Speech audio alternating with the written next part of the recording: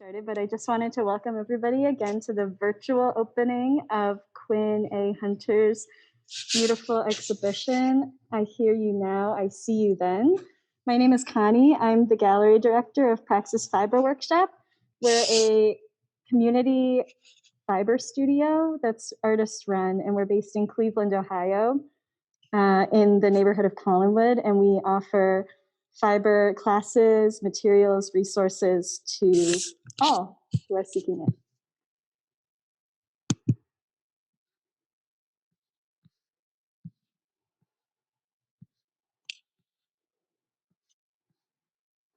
And if anybody has any questions for Quinn throughout this virtual opening, feel free to pop them in the chat and we'll make sure to address them. And just some more logistics about the show. So tonight is the opening, and the show is going to be up through February 28th.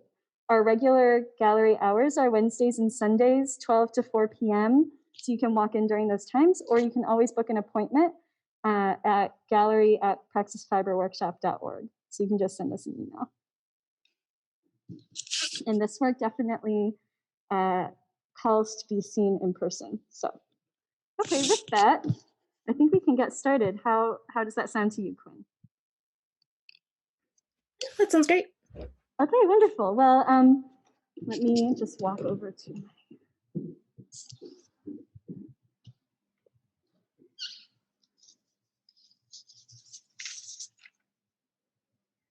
Okay, wonderful. So everybody, to introduce Quinn, Quinn Alexandria Hunter is a sculptor and performance artist from North Carolina who completed her MFA work at Ohio University.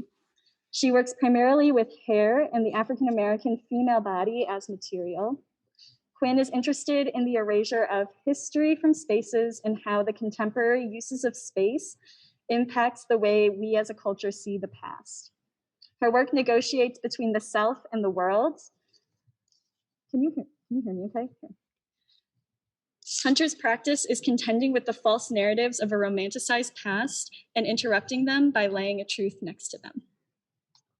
Using hair weave, a material that is culturally, socially, and physically connected to the Black female body to make her objects, she is connecting the Black female labor and pain to a space and time that is contemporarily being erased. Through making, Hunter remembers them and is reinscribing their labor back into place in the heart of Appalachia, where the Underground Railroad once ran. So that is an intro, and what I think we can do, Quinn, is I can walk around with my camera and focus on each of the works, and you can say as much or as little as you want. And again, for anybody in the Zoom room, feel free to chat with any questions. Okay, so shall we start with the Nottoway Plantation works, Quinn? Yeah, those are great to start with. Do you want to start with the chandelier or the rug? The rug. Go there. Actually, I'm just gonna pull up. Let's see. So Nottoway Plantation is a plantation that is currently in White Castle, Louisiana, but it is, it is the largest standing plantation, and it's standing in White Castle, Louisiana, and it's currently used as a contemporary wedding venue, bridal suite, and restaurant. But in the 1850s, it was a sugarcane plantation with over 150 enslaved people. And the Nottoway Plantation has actually undergone a huge sort of renovation and rebranding in order for this to sort of become this romanticized space. So there's a complete erasure of the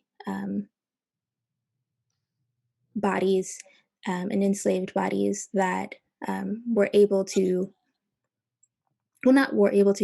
forced to do this labor on this plantation in order to make the money for this space to be built. Not only to enable this space to be built, but for the luxury goods to fill the home as well. So that's really why I focus on chandeliers and rugs, because they are luxury goods within this period of time that showed a lot of monetary uh, ability to purchase such luxury goods, and you were only able to purchase such luxury goods through the enslaved labor of Africans.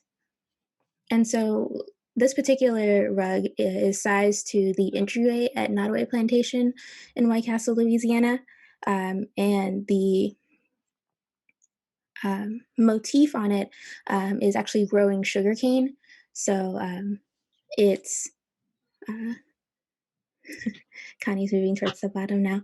The rug is oriented this way. It's 10 by 8 feet. And so it's showing growing sugarcane from the stalks up.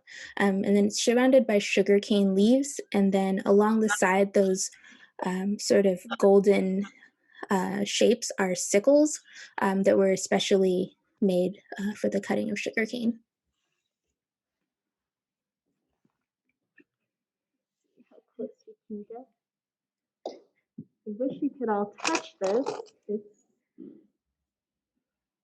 you want to talk a little bit about how you went about making this piece, Quinn?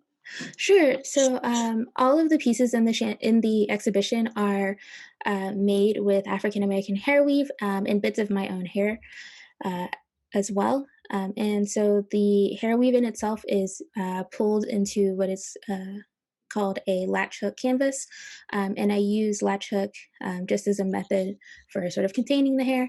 But it's each individual loop is hand pulled through this matrix in order to create these patterns. So every loop that you see was hand pulled by either myself or the studio assistant that I had for half a semester, who helped me when my wrist started to go out. So.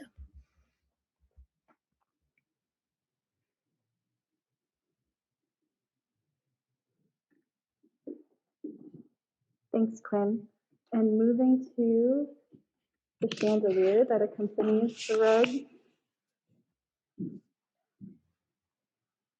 Yeah, so again, this particular chandelier is a replica of the chandelier at Nottoway Plantation that hangs in their formal ballroom. And so I decided to focus on particularly chandeliers and rugs because they are such luxury objects. These chandeliers aren't really meant to produce light.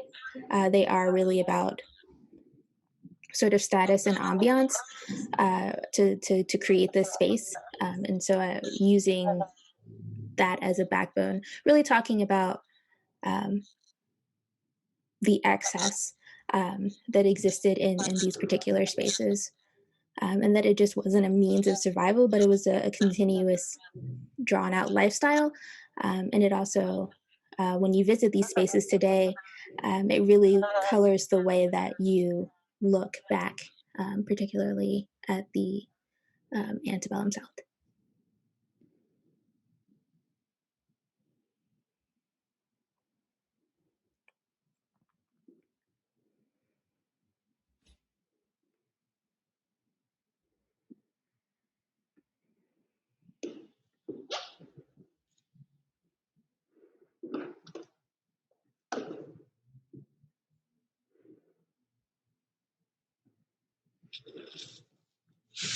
Oh, can you possibly split the screen between the work and the artist?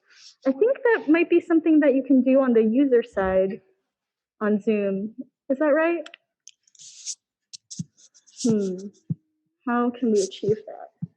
I know that you can possibly do a gallery view, but I'm unsure of the ability to split. Oh, spotlighted your video for everybody. Oh, okay.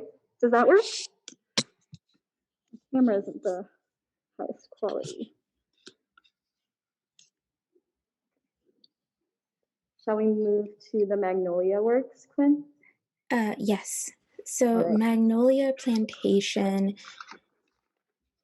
is, sorry, I'm just pulling up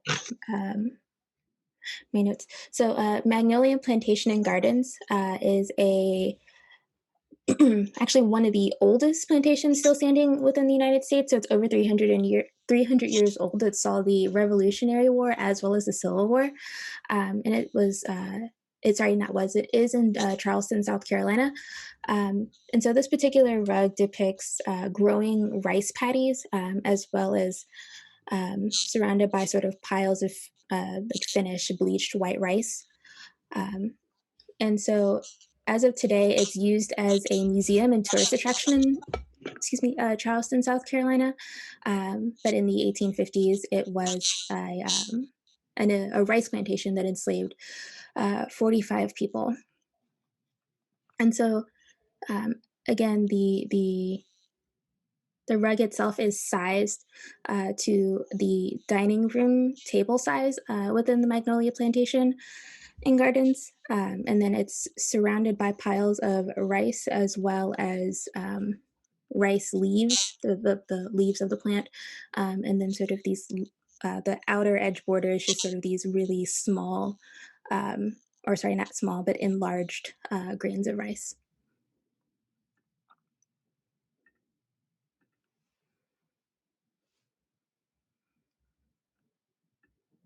Yeah, I love how with this one, because of the rounded corners, it really does reference a dining room table. Like the minute you say it, it's like, oh, I see that completely. And like the rice, like the white rice piles along the border almost seem like they could be placemats or, like seating places at a table or something. Yeah, so this particular one is sized to the actual table within Magnolia Plantations and Gardens. And I will say that Magnolia Plantation does make the effort to attribute the learning of how to grow rice to the enslaved Africans that were enslaved on their plantation, and do offer a um, historical tour that you can add on to your package. Uh, when you go to see the gardens, but they ultimately are still using it to make money and to host weddings. Um, and it is a registered National Historic Registered site, as all the buildings that I reference in this particular exhibition are. And because they are on the National Historic Register, they actually get a 20% tax incentive to make money off of these properties. So not only are they um, erasing a lot of the history and sort of rewriting it, they're also sort of making money to do so in order to have sort of weddings and events in these spaces.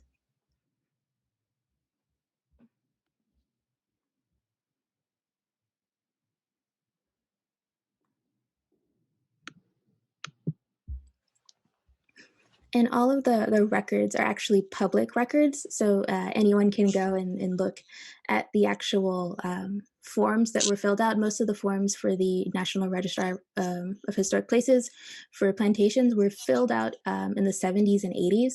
And so you can find images of what the plantations actually looked like before they were renovated and remodeled to become these sort of um, Gone with the Wind-esque uh, wedding venues.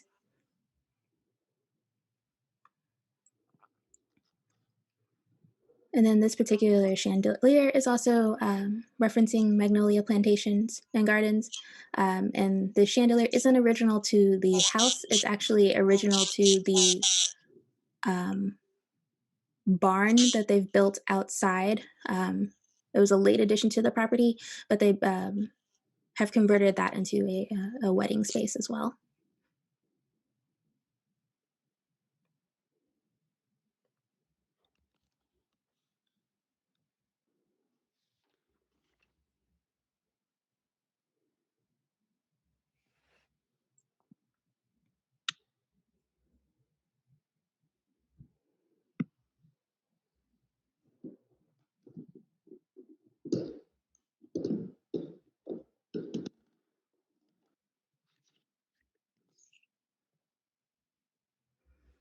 And then this the last of the rugs is from the Twin Oaks slash Everhope plantation.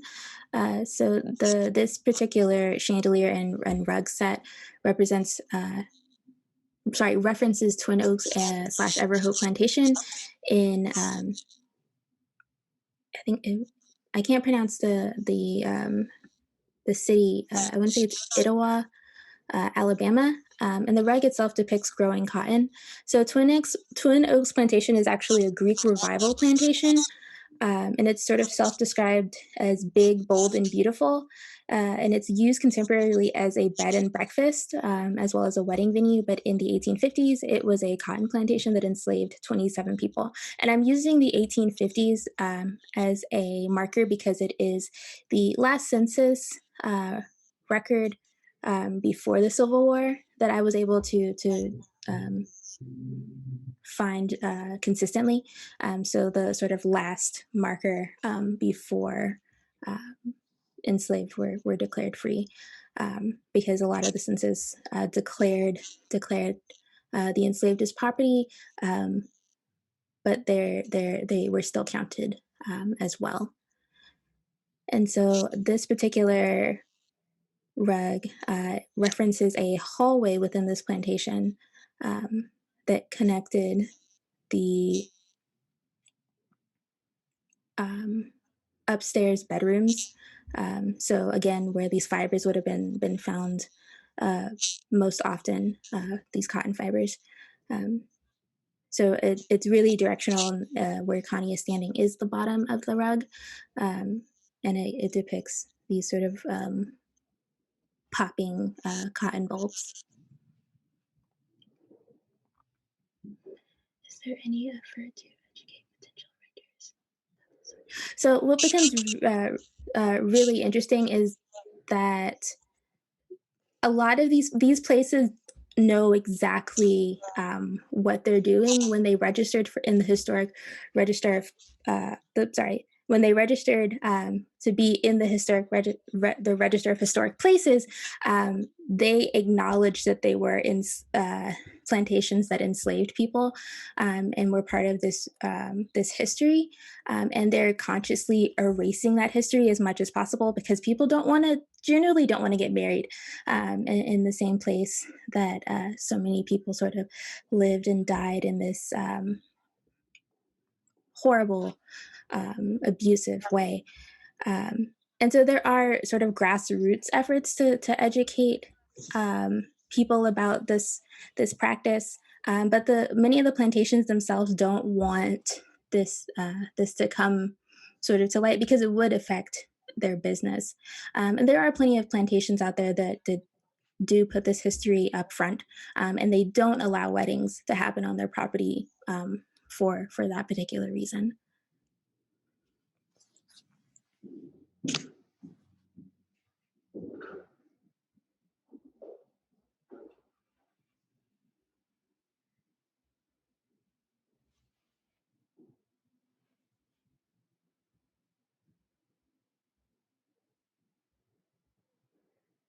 What we're looking at now is the Twin Oaks Everhope Plantation chandelier.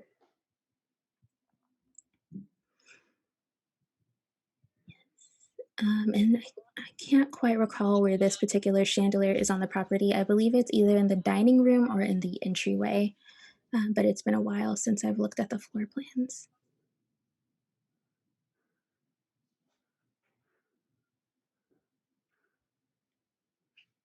I don't know how well it comes through on the Zoom feed, but the shadows that are thrown on our ceiling and that move very gently as the chandeliers sway are really striking. It's like sunbeams or rays of light kind of crawling across the ceiling and down on the walls. Yeah, so that was sort of a purposeful choice, particularly when looking at or starting to look at plantations, particularly in Louisiana. I became really interested in the sort of Spanish moss that would grow on the trees. And so the casting of shadows along the wall is sort of to mimic that sort of encapsulation that so many people romanticize. If you sort of start to look at plantation weddings, there's lots of images with brides and grooms sort of standing next to these massive, beautiful trees on these properties, and so I really wanted to try to bring that element into the space, and then having the chandeliers just sort of gently twist really. Um, I believe brings the space and the exhibition alive to really talk about how this history in itself is a living history. It's not a quote unquote uh, dead history. We're living with this history. It's not stagnant. We're always gonna have to deal with it in some way, in some fashion. And the sooner we deal with it, the better it'll be. Thank you, Terry.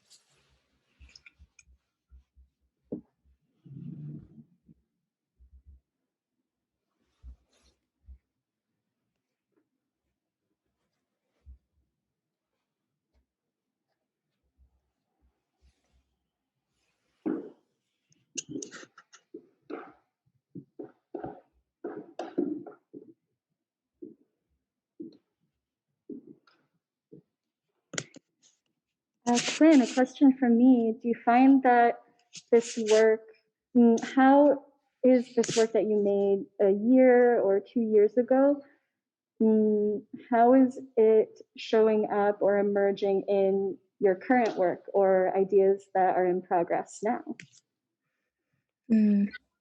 That's a good question. So for me, I guess I'm still sort of in the midst of this project in a lot of ways. There's so many plantations that I actually physically couldn't uh, make references to all of them, though I'm going to make the conscious effort to try. So for me, this is actually an ongoing project. Um, and I think that the work itself, um, I think about it at least every week. And I think about the impact um, that it has, particularly just me as one person sort of trying to cope with it and not allow this history to be forgotten, to be erased. And I think I sort of think about the burden of that in carrying on not only this particular project, but then moving into the current projects that I'm working on, and not necessarily sidelighting this, but thinking about what's working within these and the impact that they have. Because I'm currently in Detroit, Michigan, and I'm working with some of the sort of erased history of Detroit, particularly the Paradise Valley and the Black Bottom communities that were completely erased in order for the name of progress. So I guess really this project sort of cemented what I wanted to sort of focus my artistic endeavors on. I think. Thank you for sharing that.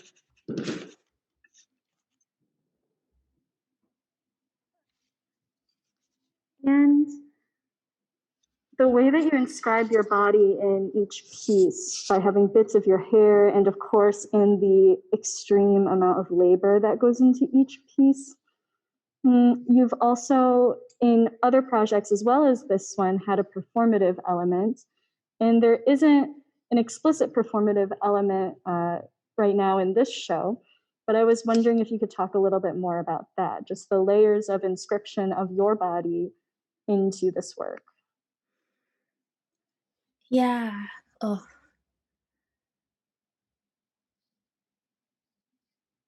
I knew that this particular project was going to be really hard on my body. I didn't necessarily realize how hard it was going to be when I first started.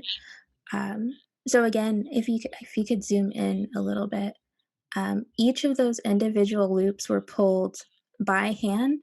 Um, Absolutely nothing about this work is machine made, and so for me, it was really important that the work was hand done, to really show and talk about not only the labor that's being erased, um, but also like my own physical labor of trying to unerase it or reinscribe it back into place. And I didn't feel appropriate for me to attempt to use some sort of machine or to commission it, but to use the time and the space that I had when making the work to remember the the enslaved labor, the forced labor, and the bodies that existed in these spaces, um, through the physical labor of my own body. So it's really it's really poetic, um, in a lot of ways. And though I guess you can't really see the performative aspect in it, um, I think just the sheer number of individual loops, and thinking about pulling hair in those individual, slots, I think, really sort of starts to speak about performance and to speak about, um, labor and body in that way. Because again, this for me was a choice to do. I chose to put myself, through this labor, when enslaved people didn't have a choice, and so I want to make that very clear.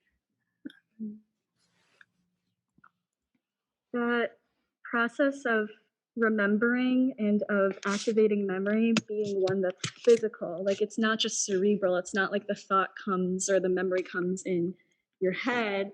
It's something that also is, mm, it's processed through movement, it's processed through the sensations of the body. I think that that is sometimes overlooked and a really important aspect of like honoring and remembering and passing on stories and um, offering alternatives to the dominant narratives about history that we so need.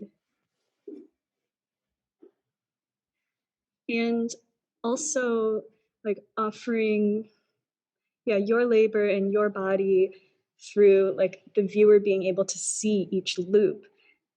And it's like you can see, you can imagine your hands going through that process of laboriously pulling each loop, but then also like the viewer accesses your vision, like being at that site and seeing the dining room table and manifesting it as a rug. And so it's like you're connecting it to the earth, you're connecting it back to the ground. You see a table, but what you see as well is the fact that it came from the ground. And that to me connects back to the fact that so much profit, like the ability to have luxury goods, the ability to imagine and then create luxury goods is due to profit that's generated from bodies being forced to work on the ground. So it's like it's generated from the ground, and it's like you look at the table, but you're bringing it back to the ground. Yeah, no, exactly. That's you should have written my thesis, Connie. I mean, your work says it all, really. I would like to invite the listening audience to ask any questions or make any additional comments.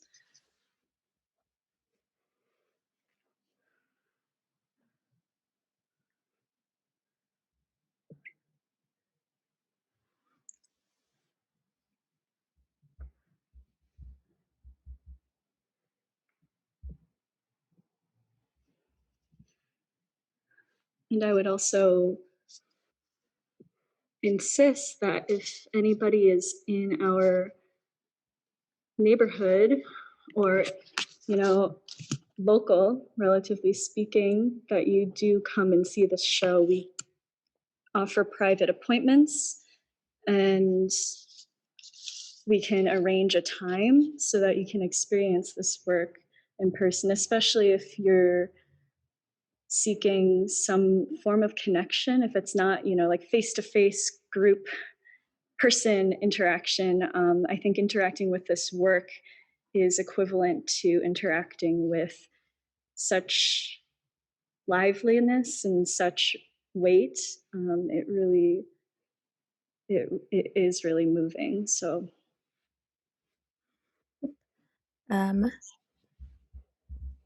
Yolanda wants to know the number of hours taken to create each piece. So I don't have individual numbers for each individual work, but I did record the number of hours that I worked, and it's a little over 500 hours. So I can only work about 3 hours a day before my hand cramps up. So I guess it was about 3 hours every day to create the rugs individually.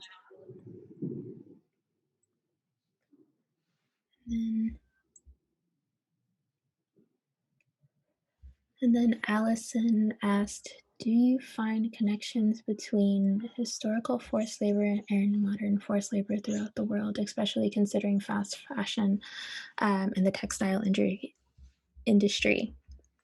Yeah, no, I definitely think a lot about contemporary forced labor, particularly in the fast fashion, thinking a lot about in particular that every piece of clothing that we wear is hand sewed. There is no machine to sew it, and so yeah, no, that is definitely an exploitation of labor. I don't know if it's necessarily my place to speak on it, just because I don't have any sort of experience, particularly with the forced labor of fast fashion.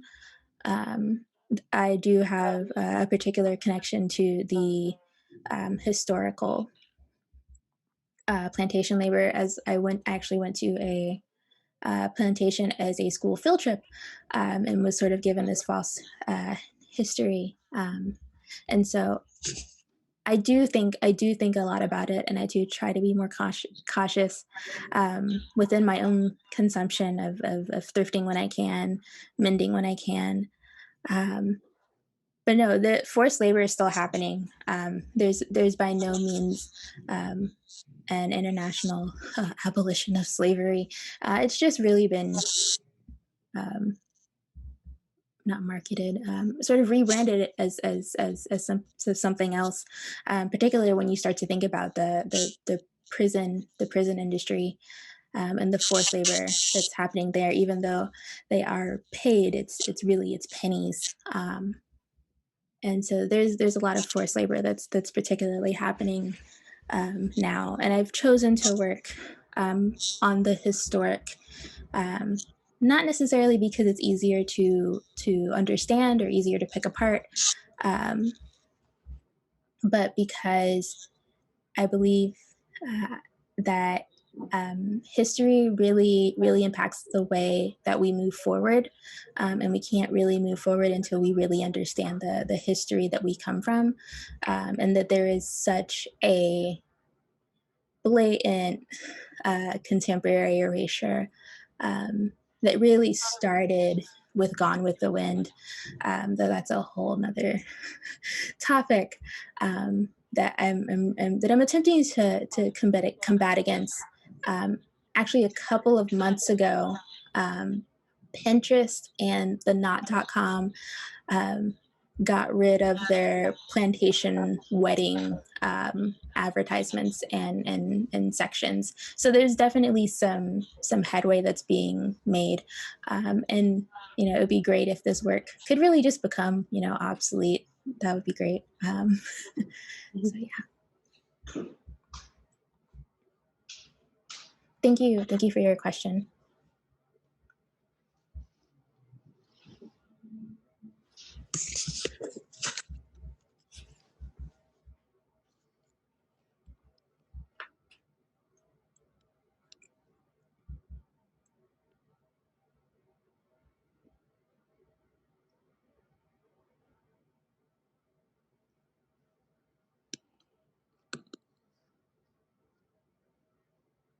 Well, if there are no further questions. I did want to say that Quinn, being in this space, and especially today, as I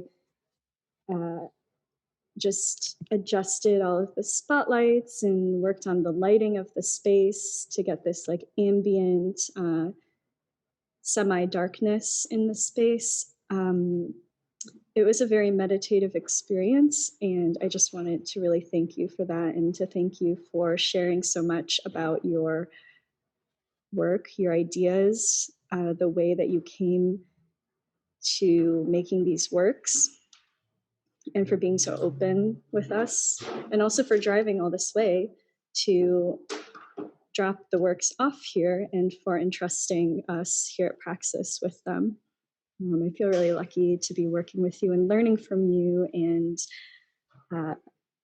yeah, the chandeliers especially, they are these beacons of light that in the context of this work, which is so heavy and so difficult to bear, I really appreciate the way that your work shines a light and really is a guide to the path forward. And you did just mention that, you know, like really understanding and reckoning with history and not letting go and just forgetting, because that really isn't possible. It's an illusion anyway. And so being able to actually face head on where we've come from as people, to be able to shine a light forward together, I think is something that I'm taking away from spending the day and